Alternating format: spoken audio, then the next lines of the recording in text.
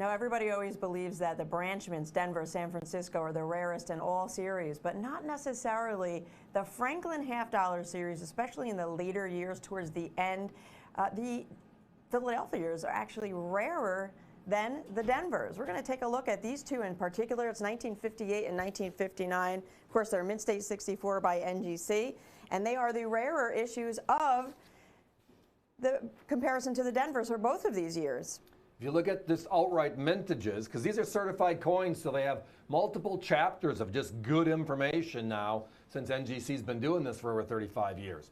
So the U.S. Mint releases mintages, 23.9 million Denvers, 4 million Philadelphias.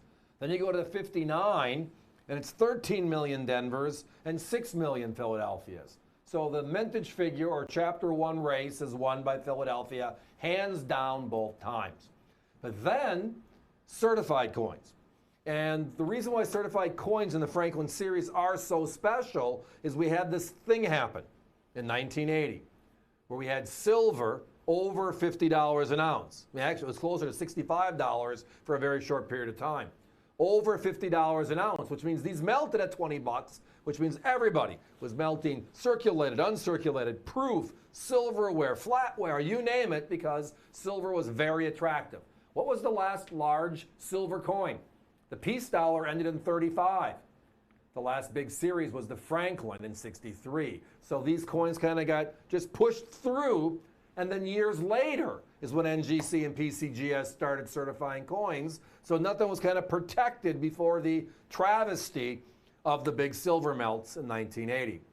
So NGC starts in mid to late 80s, and they start certifying coins. So we can go right to their census reports, their population reports, to see how many coins they've seen and graded from then until now for both of these 58 and 59 Philadelphia Mint issues.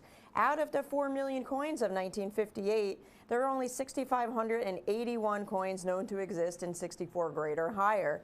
59, 4,272. Now keep in mind, that is compared to that 6.2 million for Philadelphia, only 4,272 known in 64 grade or better, and out of 4 million for 58, just 6,581, a fraction of a percent for both of these dates.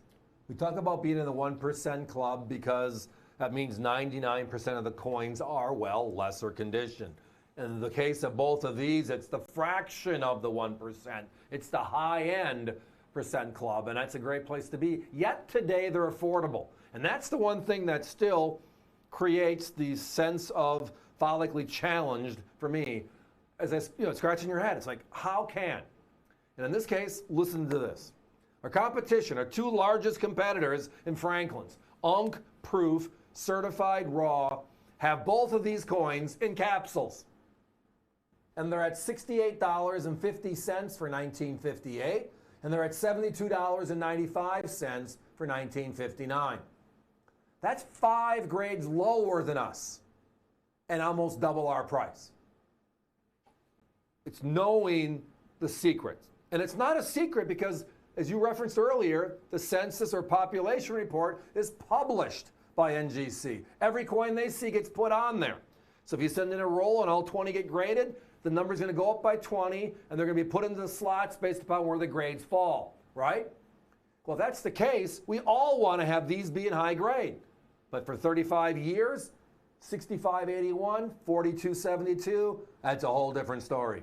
And they're just $39.95 each. We do have that Your Choice banner up there, which means you could grab one or the other however you wish, but just $39.95 each if you want to grab them both. That is your choice and your opportunity. avccoins.com, perfect timing to bring up the website. The phones are very, very busy. Coins under $40 in Mint State 64. Again, our competition for Mint State 60 is just in a capsule, ungraded, at $68.72.95. It is absolutely an incredible opportunity to get some beautiful graded blast white beauties, by the way. These are not toned, and they are not that milky flat appearance either. We pass a lot of those up just to bring out the best of the best. Well, again, whether I'm buying circulated coins or uncirculated coins, I want my collection, my journey, what I'm hunting for, my coin hunt, to be consistent. I don't want to have a polished coin and then a dirty coin, and then I love to have them all look the same. So we are very stringent on how we flow our products. All of our Franklins in 64, whether it's NGC or PCGS, will always be Blast White Beauties. So that way, if you bought one 6 months ago or you bought one 2 weeks ago, you'll have it available. Now, speaking of weeks, though, here's the guess. When I was pulling up the notes to bring out and talk on this evening, I pulled up the last time we aired this. It was before Christmas last year. Wow. Yet, because of the price, you say, well, they're very much available. I can find whatever I want. Well, NGC just told us you can't find whatever you want because they're just not out there. 6581, 4272. If these were Silver Eagles, where would that price point be? And I know I say that often, but just think about that. The Silver Eagle is the big coin today. This was the big coin 3/4 of a century ago. If an uncirculated coin in high grade had these low populations, they'd be hundreds and hundreds of dollars, no questions asked. Folks, we got to put a 1-minute clock up, please. A lot of pairs going out the door. Thank you for joining us on this one. Again, under $40 for a Near Gem 64 Franklin, 90% silver, last of the 90% large to circulate. Silver was pulled in 64. After that, it was clad going forward. So these are true vintage beauties. Get in on these premium grades. Again, Denver Mint, 23.9 million and 13 million. Much higher mintages than the Philadelphia's, only 4 million and 6.2 million. But within that, Mint State 64 grades, 6,500 and 4,200.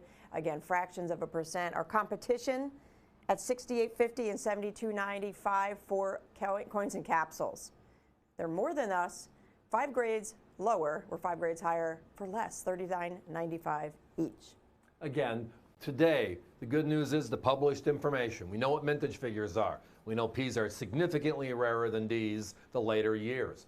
Now we have populations. We know how few of these are known compared to other coins in the series or compared to the mintage figures, which we've talked about for the last few minutes. But it comes down to value. High grade, less than 1% known to exist, and they're under $40. That's a winner every time.